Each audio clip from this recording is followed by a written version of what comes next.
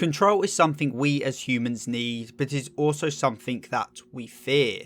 We fear it enough that the devil born of that fear is a mighty horseman of the apocalypse. Throughout part 1 of Chainsaw Man, Makima stood as the personification of this fear. She was the force keeping Denji chained down like a dog, preventing him from being free and living his own life. She kept him ignorant and obedient, and so only through accepting the truth and throwing aside ignorance could Denji stand up to and defeat her. However, it doesn't matter how many times you kill a devil, it will always come back, and the fear it was born from will too. In part 2 of Chainsaw Man, control is just as much an antagonistic force as before, but now instead of this control coming from a single entity that embodies the concept, it instead comes from the public perception held by the ignorant masses. As well, Makima only existed to begin with because people, the masses, feared control. The ones who truly control everything, who govern what is right and wrong, what is feared and what is not.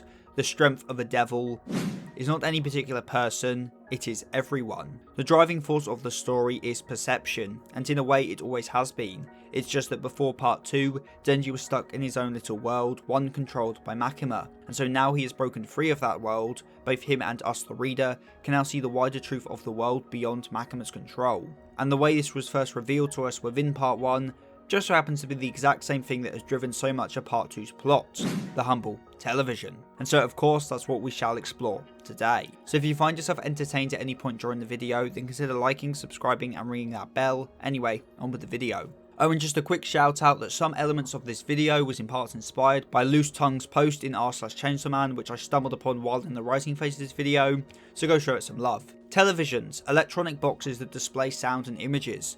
They show us the weather, the news, comedies, documentaries, and although many of the facts shown on these boxes have evidence and sources to back them up, at the end of the day, everything shown on these boxes is up to the whims of someone. Not some god or objective truth, it is up to some person, or maybe some people. In Chainsaw Man Part 2, televisions are repeatedly shown, and each time they do, they inform both us the reader and the characters of the current state of the world, of what people are fixating on, what people consider important, and what people are choosing not to think about. The weather, after all, is quite useful to know. It makes sense people would want to know. And the same of course is true for news about Chainsaw Man. But okay, let's go back to the start. In general, what is Chainsaw Man as a story about? It's about Denji, a boy who had nothing, wanting what he called a normal life. Though throughout part 1, we come to realise it isn't a so-called normal life Denji is after at all. He gets a normal life, and that isn't enough. He gets caught up on the hedonic treadmill and wants for more, and this doesn't give him what he wants. Instead, what he wants is the love of others, this being of course why it is Power's love that ultimately saves him from Makima's control. But that point aside, it is the love and attention of others that Denji, in the current story, still craves for, as it is what he now thinks will satisfy him. But of course, most people don't give Denji any attention, but they do give it to Chainsaw Man, and that is what is key here. Denji, you see, even after defeating the literal representation of control, has not escaped control, because nobody can and nobody ever will. Denji's desire for attention and acceptance is exactly what keeps him chained. Same dog, different owner, to be very crude with it. Which I think is okay, because as I've stated in my video on freedom versus control in Chainsaw Man, becoming totally free is not feasible, nor the right way to live life. It's about living in the middle on the ground you are happy with. But going back a bit, it is Denji's desire for attention that is controlling his actions in part 2, and this is symbolised in the story by the television. Now the television has appeared so far in around 12 chapters of part 2 as of the writing of this video, which doesn't sound all that much, but it's quite a bit more than part 1, where it appears a total of 4 times, and remember part 1 at the moment is still quite a bit longer than part 2. So if you don't mind, why don't we go back a bit to chapter 53 and discuss the first time a television appears in the series. After the resolution of the Bomb Girl arc, Makima introduces a problem to our protagonist, that being of course a television, showing the media's first reactions to the existence of Chainsaw Man. And what is this reaction? Well, it's mixed, showing both support for Chainsaw Man and fear. And what is Denji's reaction to this news? That being on TV feels good. A little bit of foreshadowing for the importance television will play in his mood later in the part. But more importantly than this is the first time information of Chainsaw Man has gotten out. The first time that the perception of Chainsaw Man is not being controlled by just public safety, aka just Makima. Before this, how Denji viewed Chainsaw Man was dependent on what those around him, those controlled by Makima, thought. Everything about Chainsaw Man was still under the control of Makima. but as Makima says in this scene, her attempts to block the information had failed, and now this information, this knowledge, was out there, and so for the first time the general perception of Chainsaw Man was not up to Makima, but now up to the overall public perception of the masses. This leading up to the next appearance of the television in chapter 89, where the opinion is no longer mixed on Chainsaw Man. The majority of the public has decided he was a hero, and so that is what he became. And due to the facets of Chainsaw Man's power system, this worked to weaken Denji as a result, because it is fear not praise that powers up a devil. Knowledge in the series is power, but what makes you even more powerful is how you use it. When the information got out and perception changed, Makima stepped in to try control it again herself. She made Denji kill the gun fiend and become seen by the public as a hero. She manipulated the public consciousness and turned it into a weapon against Denji. It is this knowledge that in Makima's view weakened Chainsaw Man, but in Denji's view it is this same knowledge that gave him the strength to defeat her, as it's only by seeing the love the public had for him that he gained the resolve to beat her. To sum it all up, in part 1, Makima controlled the knowledge of Chainsaw Man, then it got out, allowing public opinion for the first time in the series to gain power, this power being transmitted to the masses by the television. Makima then manipulated this public consensus to allow her to control Chainsaw Man, but this power also empowered Denji, enough to defeat her, coming to understand the true, normal life he actually sought out.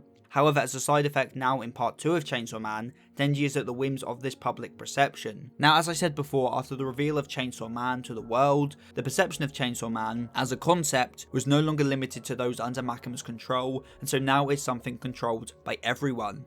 And as such, Chainsaw Man becomes whatever the general public wants him to be. Denji once again loses control of his life in part 2, but unlike part 1 where he, Denji, is at the whims of public safety's control, now it is Chainsaw Man specifically that's at the whims of the general public. And when that view of Chainsaw Man is positive, it's all good for Denji, but when it becomes negative, that's a different story. And the television is consistently used as a narrative device to convey these opinions. After all, the first time we see a television in part 2 is in chapter 99, the second chapter of part 2.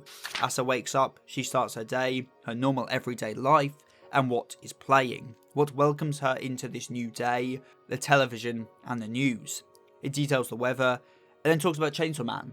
Because much like the weather, Chainsaw Man has now become just another part of everyday life. And since this happens right at the start of part 2, it helps to convey to us how much the world and its perception of Chainsaw Man has changed since part 1, with him no longer being this hero and saviour of the world, but now just a part of life as much as the devils he fights. In this chapter we also see the reports of the deaths caused by the hands of Yoru, or since it's still her body, the hands of Asa, with Asa learning about these deaths, about her own actions, through the television. This sets the scene quite well right at the start of the part that the humble television will be key to conveying knowledge to the characters going forward.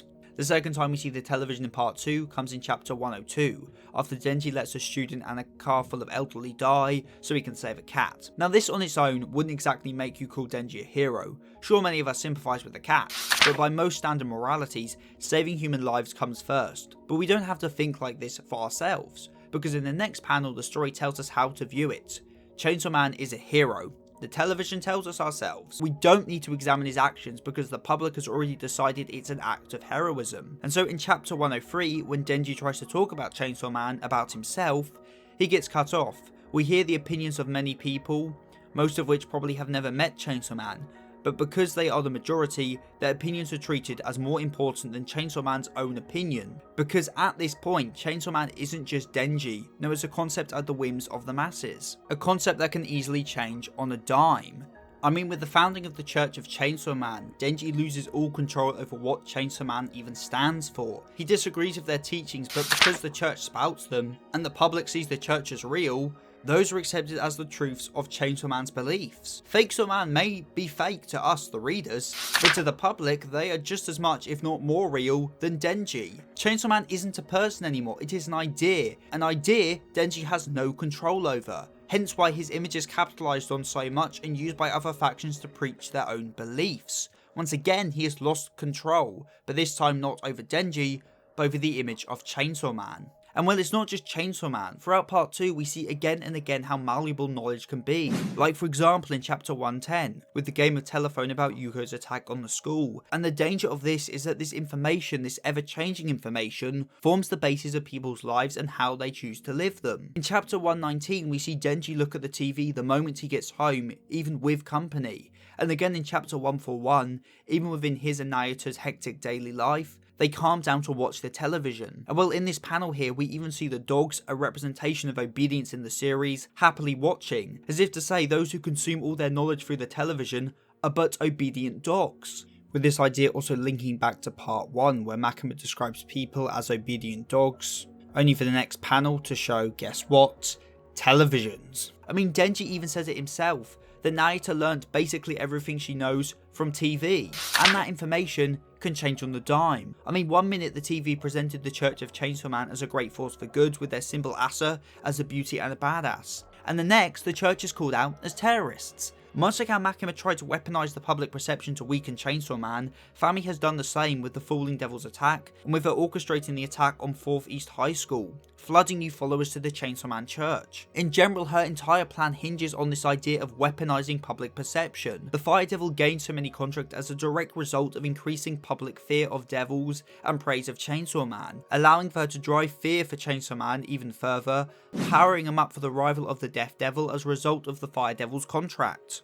The Fire Devil's existence is a great example of this public perception on an even more meta level. In the same way the characters of the story were made to believe the Fire Devil was the Justice Devil because people kept saying it, we the readers were too. It was all information for the sake of changing the public perception. It is as Nail says when they see a church member spout about justice. Humans are arrogant, believing their preconceived notion is not only correct, but justice incarnate.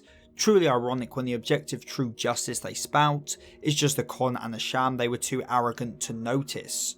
Almost as if to say some objective justice doesn't actually exist and all justice is just down to, once again, preconceived notions of the masses. The Fire Devil in general fits this theme so well. Fire, after all, is in a lot of ways the spark for civilization. The reason society advanced and grew was due to fire. It was fire that led us to the place we are now, allowed us to forge a society, a place where the population's perception has such power. In general, I'd say part 2 expands on the ideas of knowledge versus ignorance from part 1, but instead of just being about knowing and not knowing, now growing to exploring whether what you know is even the truth, with characters being manipulated and changing sides left, right and centre due to the revelation of new information.